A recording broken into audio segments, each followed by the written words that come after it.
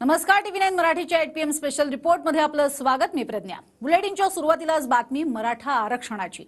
सरकारनं उद्या विशेष अधिवेशन बोलावलंय आणि स्वतंत्र आरक्षणाचा कायदा होणार आहे. मात्र जरांगे पाटील सगळे सोयऱ्यांच्या अधिसूचनेवरती ठाम आहेत. पाहूया TV9चा स्पेशल रिपोर्ट. ओबीसी किंवा इतर कुठल्याही समाजावर अन्याय न करता कायद्याच्या कसोटीवर आणि चौकटीत बसणारं आरक्षण देण्यासंदर्भात उद्या विशेष अधिवेशन सरकारने घेतलेलं आहे. तुम्हाला अधिसूचना त्याची अंमलबजावणी करावीच लागणार आहे. नसता 21ला आंदोलनाची दिशा ठरणार आहे. मग मात्र बोलणं सुद्धा बंद होऊ शकतं. पुढच्या काही तासात होणारं विशेष अधिवेशन महाराष्ट्रातल्या मराठा समाजासाठी ऐतिहासिक असेल. कारण हे अधिवेशन मराठ्यांना आरक्षण देणारं असेल. ओबीसी किंवा इतर कोणत्याही समाजाच्या आरक्षणाला धक्का न लावता आरक्षण देणार असं मुख्यमंत्री शिंदे म्हणाले. तर जरांगे पाटील सगळे सोयऱ्यांच्या अधिसूचनेवरून कायदा करण्यावर ठाम आहेत. विशेष अधिवेशनामध्ये मराठा समाजासाठी स्वतंत्र आरक्षण देण्याचा कायदा होणार आहे.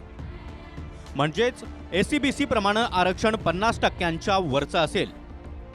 सुप्रीम कोर्टानं आरक्षण रद्द करताना काढलेल्या त्रुटी दूर करून नव्यानं कायदा केल्यानं आरक्षण टिकेल असा विश्वास सरकारला आहे. उद्या विशेष अधिवेशन बोलवलंय. मराठा समाजाला टिकणारं कायद्याच्या चौकटीत बसणारं आरक्षण देण्यासाठी ओबीसी किंवा इतर कुठल्याही समाजावर अन्याय न करता मराठा समाजाला टिकणारं कायद्याच्या कसोटीवर आणि चौकटीत बसणारं आरक्षण देण्यासंदर्भात उद्या विशेष अधिवेशन सरकारने घेतलेलं आहे. अधिसूचनेची अंमलबजावणी सरकारला करावी लागणार आहे. जरी मागासवर्ग आयोगाचा अहवाल घेऊन सरकारनं कायदा पारित केला तरी तोही याच गोरगरिबाच्या आंदोलनामुळे त्यांना ते मिळतंय. परंतु याचा अर्थ असा नाही की तुम्ही सगळे सोयऱ्यांची अधिसूचना तुम्हीच काढली आणि अंमलबजावणी करणार नाही.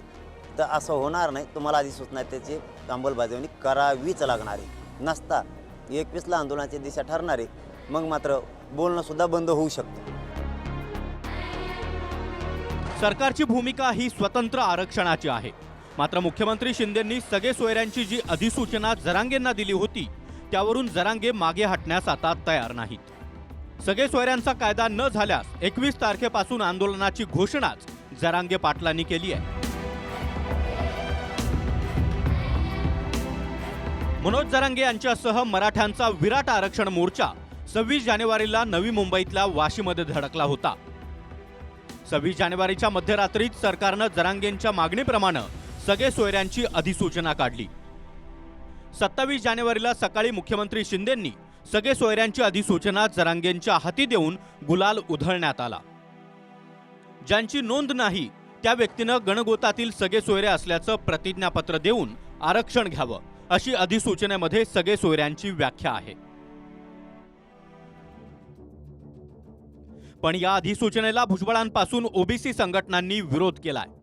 तर जे आमदार 50% आतील आरक्षण आणि सगळे सोयऱ्याच्या कायद्याच्या बाजूने बोलणार नाहीत ते मराठा विरोधी असतील असा थेट इशाराच जरांगेंनी मराठा आमदारांना दिलाय.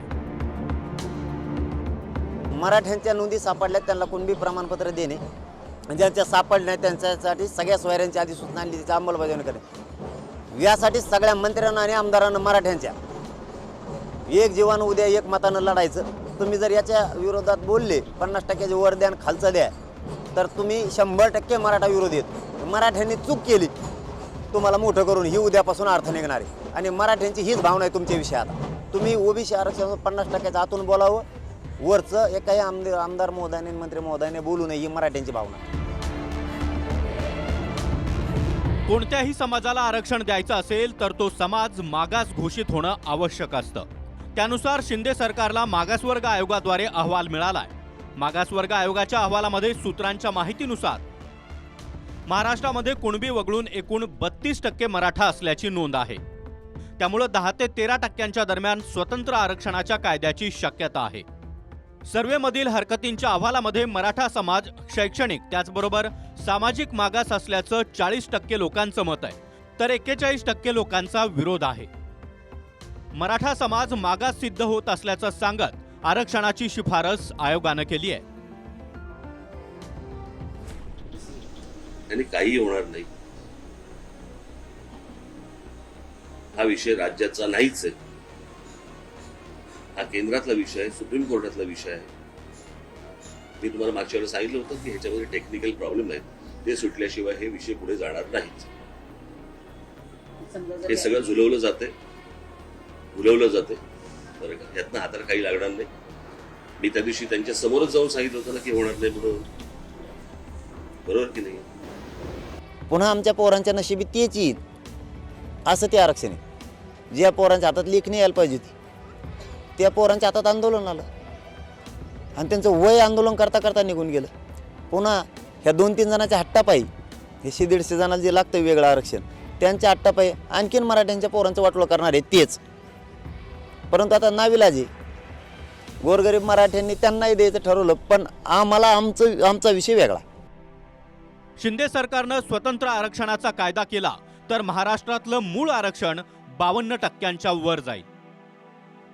महाराष्ट्रामध्ये मूळ आरक्षण सध्या 52% आहे.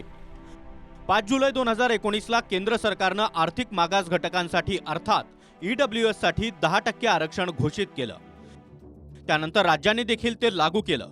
त्यामुळे महाराष्ट्रामध्ये आरक्षणाची एकूण टक्केवारी 62% इतकी आहे.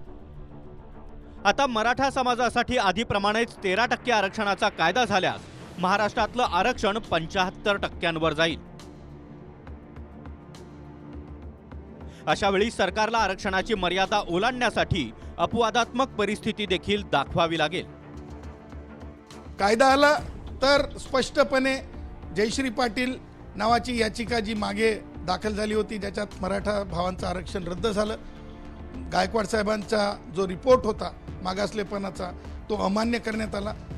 जयश्री पाटीलच्या कायद्याच्या आता त्या कायद्यानंतर आता परत जयश्री पाटील 2 नावाची केस दाखल होईल आणि आम्ही नक्की खुल्या वर्गातील ब्राह्मणांपासून वैश्यांपासून क्षत्रियांकरिता आणि तमाम भारतरत्न डॉक्टर बाबासाहेब आंबेडकरांच्या विचारातील त्या खुल्या गुणवंतांसाठी आम्ही सरकारनं उद्या कायदा आणला तर लवकरात लवकर काही घंट्यांमध्ये न्यायालयामध्ये तो कायदा चॅलेंज करू. विशेष अधिवेशन काही तासांवर आलंय. त्यामुळे मराठा समाजाला आरक्षण कशा प्रकारे आणि किती टक्के देणार याची नेमकी स्पष्टता येईल. जालन्याहून संजय सरोदे, रायगडमधून प्रदीप कापसेसह ब्युरो रिपोर्ट TV9 मराठी.